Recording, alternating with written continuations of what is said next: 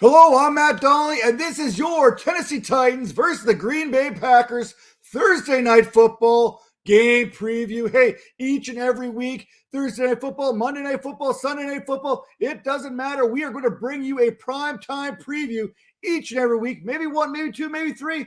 We'll see where the day takes us, and today it is taking us to this Titans versus the Packers matchup. Now, the Titans, they improved to 6-3 on the season with an ugly win against the Broncos last week, defeating the Broncos 17-10 as Ryan Tannehill returned to the lineup after missing the previous 2 weeks due to injury. On the other sideline, the Packers are fresh off a 31-28 victory over the Dallas Cowboys that came to the surprise to many here outside of Wisconsin. That being said, the Packers beating the Cowboys, that's really nothing new, historically speaking. The win over the Cowboys, it kept the Packers season alive and brought their record to 4-6 on the season. Trust will be the theme of this video here, and it is something the Packers simply lost when it came to Aaron Rodgers there.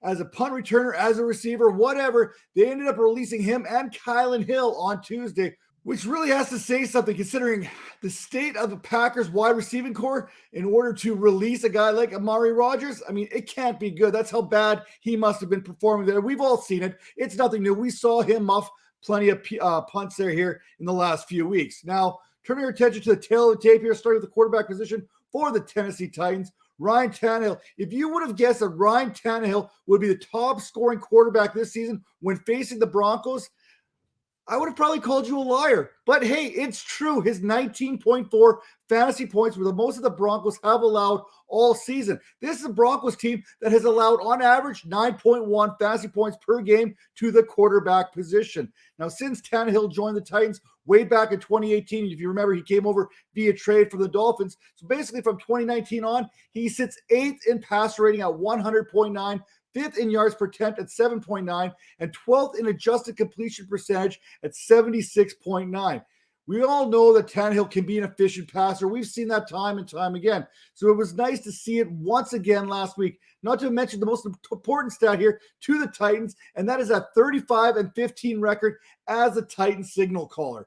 Tannehill will be facing against the 6th-ranked fantasy defense against the quarterback position thus far this season, as the Packers are allowing just 13.54 fantasy points per game. Now, injuries in this Packers secondary have forced Rasul Douglas there out of the slot and out to the outside. And last week, CeeDee Lamb and the Cowboys, they attacked that slot. Sure, Rudy Ford there had 2 interceptions, but CeeDee Lamb had caught 11 passes there for 150 yards and 2 scores, something that the Titans may look to revisit this week. As for the other signal caller there on the other side, we've heard him say relax. We've heard him say all kinds of things in the past. But hey, the Green Bay Packers, they are in playoff mode right now, which means every game means more than the previous game. At 4-6, Rodgers and this Packers team, they are going to need to leapfrog the 5-5 Commanders. They're going to need to try and get above the 5-4 San Francisco 49ers, who hold that final playoff spot there in the NFC. Now, the thing to remember here about Rodgers and the Packers, they aren't dead, and Rodgers has already said it. I mentioned their infamous relax statement there back in 2014. In 2016, it said, he basically said, I feel that we can run the table here. And this year, after the game against the Cowboys, he said, we're not dead, so buckle up for the back half of the Packers season. That game-winning drive last week was the 29th of Rodgers' career there. And Rodgers, he threw 3 touchdown passes there on just 14 completions, finishing with 224 yards, but a 146.7 passer rating. It has been a rough year from Rodgers. He'll say it himself there. But if you look at the top 10 in terms of passing yards, there he is, sitting 9th at 2,315 yards to date, just ahead of Tagovailoa there. I know Tua has missed some time this season due to injuries there, but he's sitting above Kyler Murray. He sits there above Derek Carr. And yes, he sits there above Jalen Hurts as far as passing yards are concerned. Now, the Titans this season, they have allowed the 5th most fantasy points this season to the quarterback position, allowing 19.18 per game, while surrendering the 2nd most passing yards to date with 2,650. Now, we know that the Titans, they aren't really into it to pass. They can if they have to, but they're going to ride Derrick Henry as far as he's going to take them. Now, Henry, he now sits 2nd in the NFL behind Saquon Barkley as far as those rushing leaders are concerned. They're 923 yards through 10 weeks. over the last 5 weeks, despite just 53 yards last week. Henry has 515 yards on the ground, which also sits second, but this time behind Justin Fields. Now, Justin Fields, he's on another level altogether, but Derrick Henry, he's pretty darn good himself. We're getting to the part of the season where Derrick Henry and those carries spike each and every year. As the snow begins to fall, so too shall defenders there. In September and October, Henry, he averages just under 4.5 yards per carry, but November through December, there is a full yard per carry added to that average, which is already impressive.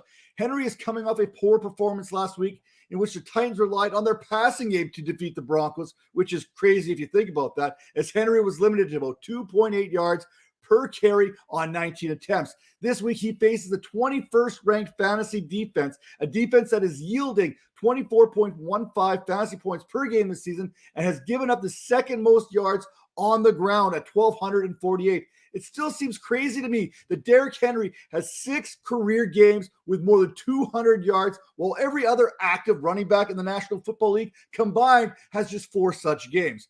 Now, a couple of those running backs that we could be looking for on the Packers side of things here are Aaron Jones and A.J. Dillon.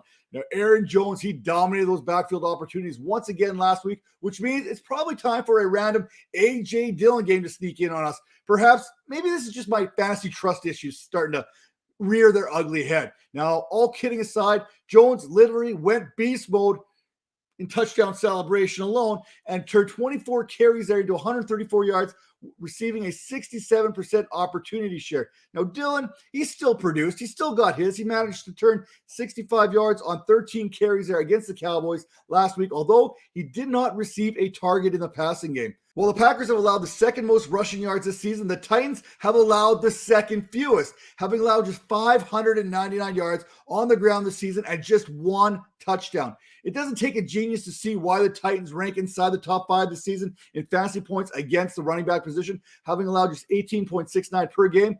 But that is when they are fully healthy. You have to keep an eye on this injury report ahead of this short turnaround for the Titans. Last week, they were without Jeffrey Simmons, Bud Dupree, Amani Hooker there, Christian Fulton, just to say a few of the guys there on that defense. This defense has been playing banged up all season. The biggest one to watch here is old Jeffrey Simmons because he is a difference maker in the middle. When we talk about the middle, let's bounce it to the outside here. Let's talk about the wide receivers, starting with those Titans pass catches there and Robert Woods. Now, Robert Woods is an NFL receiver for the Tennessee Titans. At least that's what his Wikipedia page says. Technically, he does lead the Titans in receptions with 24 and yards with 266, but that's really just about it. It really feels that this is one of those trades that both the Rams and the Titans wish they could do over once again. Now, his targets last week, they were decent. He had 7 targets, but 2 catches on 10 yards simply doesn't do it for anybody, anywhere, at any time. Now, it doesn't help when you see that one pass that he ended up dropping last week. Now, if he would have hauled in that one pass, chances are those yardage numbers would not look nearly as bad. Still bad, but not nearly as bad. If you're looking for any kind of consolation prize there, if it means anything to you, on that first touchdown pass that Akeem Westbrook caught, it appeared that Robert Woods was open on the other side of the field. I think I mentioned earlier in this video that one area that the Titans could attack is that slot corner matchup there. And we see what happened with Packers. When Eric Stokes went down for the Packers, that pushed Rasul Douglas there to the outside. Outside of that matchup, it may be hard for Tannehill and company to find anything they like against this Packers secondary, a secondary that sits 10th in fantasy points per game allowed at 20.42 to opposing receivers. Now, Treylon Burks, Nick Westbrook are key in there. It was great to see Treylon Burks back on the field there last week. So I want to touch a little bit on this in just a second. But first, Nick Westbrook a key in there. 5 catches, 119 yards, 2 touchdown performance. It's a trap. Right now, I'm going to tell you right now, it is a trap. This is not something that you can count on moving forward. This is clearly one of those don't chase the points type situations there. Crazier yet, he did this against one of the top fantasy defenses against the wide receiver positions, which really shouldn't surprise anyone at this point in the season because this season continues to be one of those what is up is down and what is down is up and whatever you want to call it type NFL seasons there. Now, if you haven't added Treylon Burks, if you haven't listened to me talk about getting this guy on your squad there through the waivers the last couple of weeks, now is the time to get him. In his first game back from the IR, Burks saw 6 targets, which turned out to be a 17% target share, resulting in just 3 catches and 24 yards. Now, those 6 targets, they came on 29 routes, in which Ryan Tannehill, he only dropped back 38 times, which is going to be it's not screaming fantasy value, but it is a good sign that Burks appears to be back. And he does carry himself a little bit of fantasy upside there, which some of these other pass catchers for the Titans don't necessarily have. Now, talk about who has what and what has who. How about the Packers wide receivers, starting with Alan Lazard?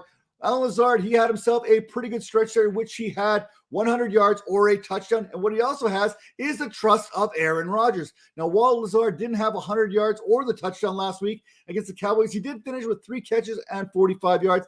Then again, 36 of them basically came on the last play of the game there in regulation. But you know what? That's when the Packers needed it the most. That said, when looking at Rodgers' 23 dropbacks, Lazard was sent on a route on 23 of them, while Christian Watson, more on him in a second, he registered 21 routes. This, of course, all came without Randall Cobb or Romeo Doubs being available. The early expectation is that neither one of them are going to be available once again this week, so expect a very similar type week from these wide receivers for the Packers. Last week's game, notwithstanding, Lazard has commanded a 20% target share or greater in each of the previous 5 weeks. Funny how trust works. Now producing double-digit fantasy points in each of those contests. As good as the Titans have been against the run, they have been just as bad against the pass, allowing the 4th most fantasy points per game in the league, thanks in part to the 6th most receiving yards, 1,636, and being one of just 7 teams to allow double-digit touchdowns so far this season, 10 of them. Now, Christian Watson, hey, he's probably everyone's waiver wire darling this year. Could it be a trap? It possibly could be, but who am I to judge? I mean, I'm judging hard, don't get me wrong. Now, heading into week 10, there is a list of rookies with 3 or more receiving touchdowns in a single game.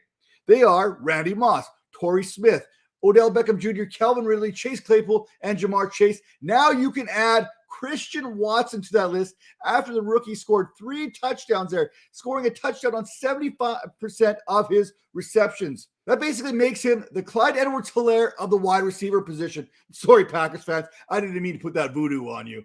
Now, going through the draft process there, many out there saw potential in the former North Dakota State standout there. And last week, Watson not only had 3 scores, but he saw 8 targets, converting them into 107 yards with a target share of 42% and an air yard share of 74%. Injuries, it's true. They have slowed down Watson much of the season, but he looked good last week. But can you really trust that he remains healthy the rest of the season? The jury's still out on that one. Now, speaking of the jury being out, how will these tight ends for both these teams? Because you know what the tight end position has turned into this season, we don't know what is going to happen from week in and week out. Let's keep all this crazy Titans talk going here as Austin Hooper somehow managed 5 receptions on 7 targets for 41 yards against the Broncos just a week ago. Now, that's probably enough Austin Hooper talk right there as he faces the 6th-ranked fantasy defense against the tight end position this year, as the Packers are allowing just 8.6 fantasy points per contest. Although, if the Titans can get down inside the 5, one interesting note is that while Green Bay has allowed a league low 247 yards to the position, they've also allowed 4 touchdowns, which happens to be the 10th most. And finally, Robert Tonyan. Tight ends have been taking a hit across the league, especially last week. We lost Zach Ertz to that knee injury there for the season. We also lost Dallas Goedert there with the shoulder for an extended period of time. Last week is not a good week to look back at the game of Robert Tonyan because while he had no injuries, he also had no production. He had 1 target there for 8 yards. Now, give the Cowboys their due as they've allowed the 8th fewest fantasy points to tight ends this season, but that's not something how you build trust. Trust. Who does Aaron Rodgers have that with, and who doesn't he have that with? We know that Aaron Jones and we know that Alan Lazard are good, but what about Robert Tonyan? If he doesn't have that trust of Aaron Rodgers, this could be a good game to get right in Mr. Rodgers' neighborhood, as the Titans have allowed the 5th most fantasy points per game to the tight end position, allowing on average 14.69 fantasy points against. And they've also allowed the 4th most receiving yards at 582 to the position. Trust is something that is easy to lose and hard to gain, but a solid week against a favorable matchup could go a long way in Rodgers and fantasy managers trusting Robert Tonyan once again. With that all being said, trustfantasypoints.com. Trust promo code 22Vipers10 because that's going to get you 10% off that subscription today. A one-stop shop for all your fantasy football needs, and we'll see you next week.